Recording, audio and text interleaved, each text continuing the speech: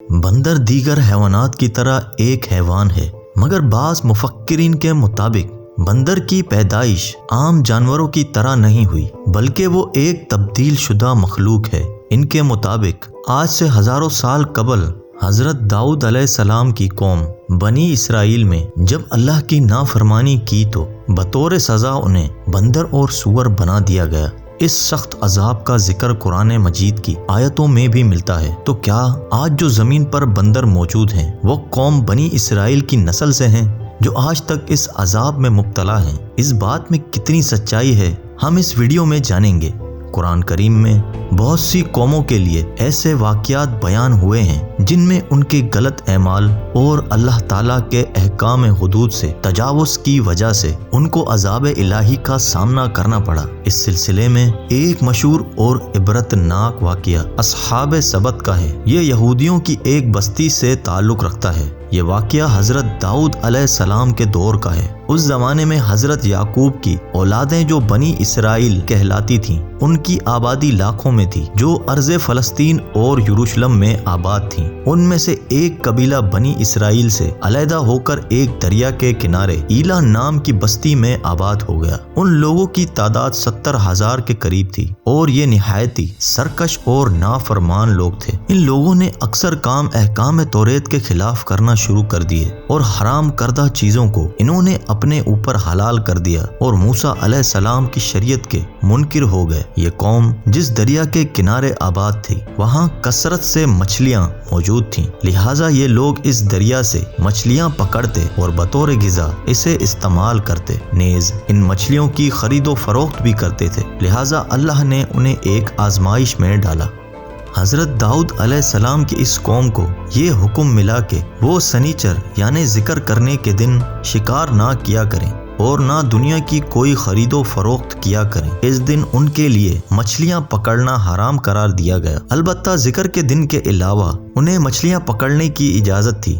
لہٰذا حضرت داؤد علیہ السلام کے حکم سے اس قوم نے اتوار سے جمعے کے دن تک مچھلیاں پکڑنا شروع کر دیں، مگر ہفتے کو دریا میں مچھلیاں زیادہ ہوتیں اور باقی کے 6 دن کم ہوتیں۔ ہفتے کے دن جب بھی داؤد علیہ السلام کی قوم دریا کے کنارے آتی تو اتنی مچھلیاں دیکھ کر ان کا دل بھی بے ایمان ہو جاتا۔ شیطان نے ان کے اس لالچ کا فائدہ اٹھا کر ان کو اکسانا شروع کر دیا اور انہوں نے سوچ لیا کہ سنیچر کے دن دریا میں جا کر جال ڈال دیا کریں گے اور اتوار کو پکڑ لیا کریں گے۔ اس طرح لوگوں نے جال لگا دیے اور کچھ لوگوں نے چھوٹے چھوٹے حوض گھر تک بنا لیے اور اس حوض کا راستہ دریا تک بنا دیا۔ ہفتے کے دن جب مچھلی اس حوض اور جال میں آ جاتی تو وہ اسے پکڑ کر کھا لیتے۔ اسی بستی میں اللہ کے کچھ نیک بندے بھی تھے جو کہنے لگے، اے لوگوں، اللہ تعالیٰ نے ہفتے کے دن شکار کرنے سے منع کیا ہے۔ یہ جو تم جال پھینکتے ہو، یہاں چھوٹے چھوٹے تالاب بناتے ہو، ان میں ہفتے کے دن اگر مچھلی پھنستی ہے تو یہ شکار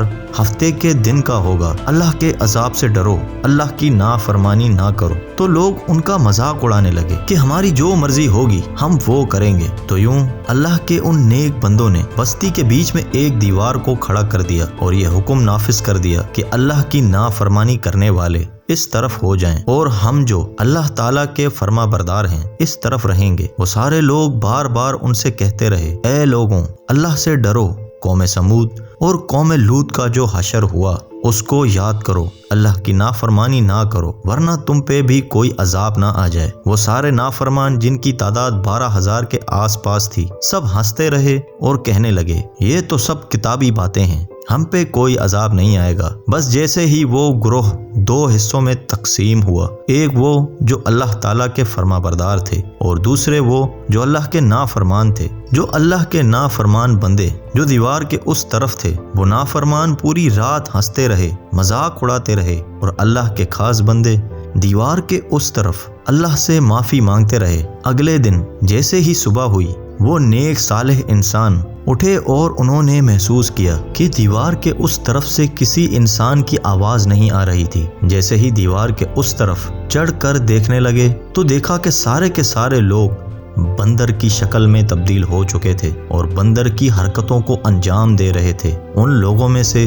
جو ان کے رشتہ دار تھے کپڑوں سے اپنے رشتہ داروں کو پہچانا اور چیخ چیخ کر رونے لگے اور اللہ تعالیٰ سے معافی مانگنے لگے، لیکن اللہ کا عذاب جب آتا ہے تو ہو کر رہتا ہے۔ وہ 12,000 لوگ جو بندر بن چکے تھے کچھ بھی کھا پی نہیں پا رہے تھے، اور یوں 3 دن بعد وہ سب اس عذاب میں آ کر ہلاک ہو گئے۔ اللہ کا عذاب بہت ہی سخت ہوتا ہے، اور نافرمان اور سرکش لوگوں کے لیے جب عذاب الہی کا فیصلہ ہو جائے تو اللہ کے حکم سے پوری قوم اس طرح ہلاک ہو جاتی ہے کہ وہ آنے والے لوگوں کے لیے ایک عبرت بن جاتی ہے۔ بہرحال یہ نظریہ کہ موجودہ بندر ان لوگوں کی اولادیں ہیں جن پر عذاب آیا تھا سراسر غلط ہے، کیونکہ ان سے پہلے بھی دنیا میں بندر موجود تھے، اور صحیح روایت کے مطابق بنی اسرائیل کی یہ قوم جب بندر میں تبدیل ہو گئی تھی تو 3 دنوں تک یوں ہی زندہ رہے، اور پھر روتے روتے ساری قوم مر گئی، لہٰذا ان کی نسل آگے نہیں بڑھی۔